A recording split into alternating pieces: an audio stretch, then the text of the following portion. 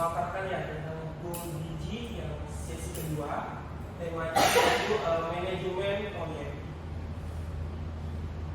Nah, sebelum masuk ke materi yang lebih dalam, mari kita pahami dulu apa itu manajemen proyek. Jadi manajemen proyek bisa kita artikan sebagai sebuah pendekatan yang terstruktur untuk merencanakan, mengorganisir, dan mengendalikan sumber daya. Nah, tujuannya agar proyek bisa diselesaikan sesuai dengan batas waktu yang dilakukan, biaya yang tersedia, dan kualitas yang diharapkan.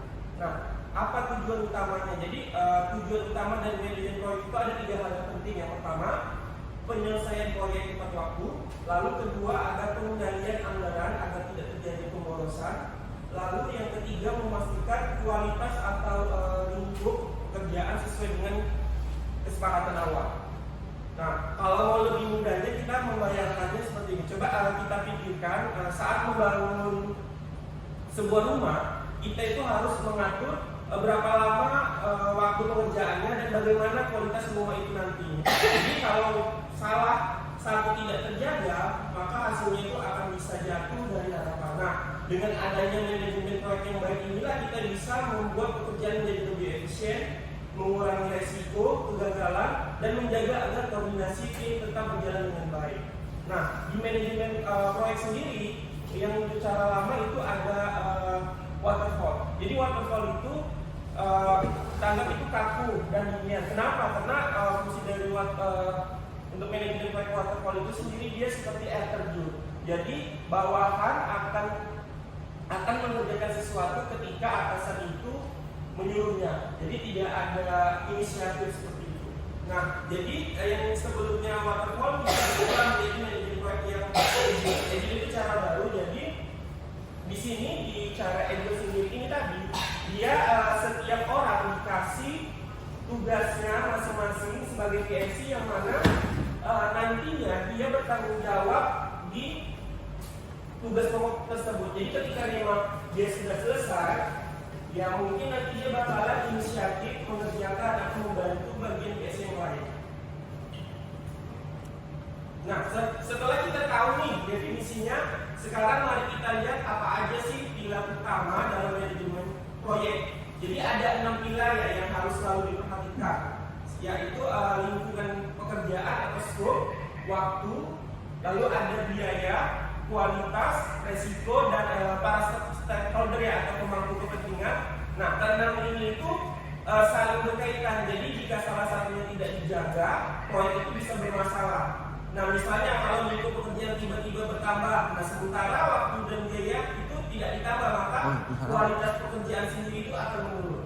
Nah, selain pilar utama, ada juga tahapan proyek lurus standar PMI ya.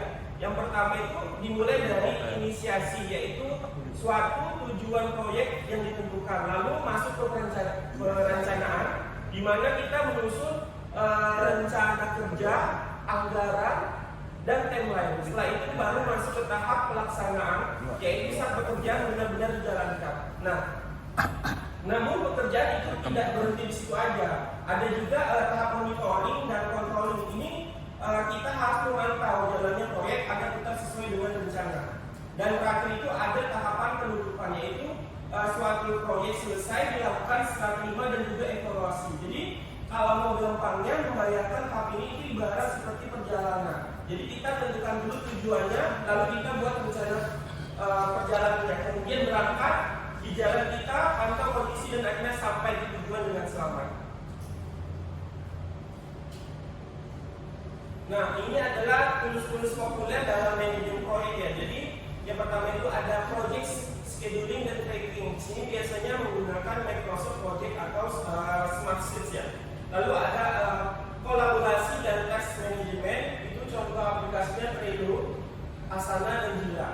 Lalu ada dokumentasi dan komunikasi. Contoh aplikasinya itu Slack, Notion, dan Compass.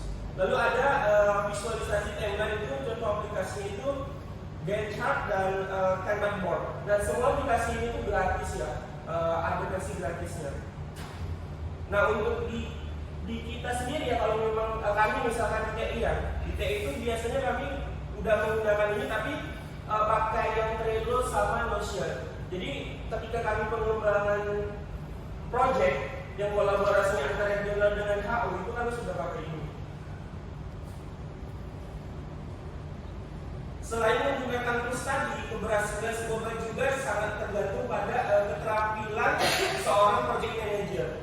Yang pertama itu seorang project manager itu harus memiliki leadership dan komunikasi yang baik, artinya mampu memimpin tim sekaligus menjembatani komunikasi antar manajemen dan tim di lapangan. Lalu ada yang kedua ya, ada kemampuan tim manajemen, yaitu menjaga agar pekerjaan itu bisa selesai tepat waktu dan sesuai jadwal. Lalu yang ketiga itu kemampuan negosiasi dan problem solving. Nah, dalam proyek ini pasti akan muncul tuh masalah atau konflik baik dengan vendor ataupun antar anggota tim. Nah, jadi project manager itu harus mampu mencari solusi yang paling terbaik. Lalu yang keempat itu ada risk management. Di sini artinya project manager itu harus bisa mengendalikan resiko sejak awal, menganalisis dampaknya dan menyiapkan langkah-langkah antisipasinya. Dan yang terakhir itu ada technical literasi.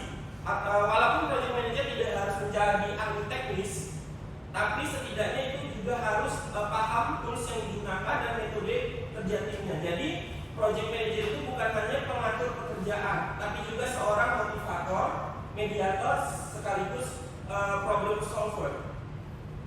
Nah, ini ada studi kasus ya,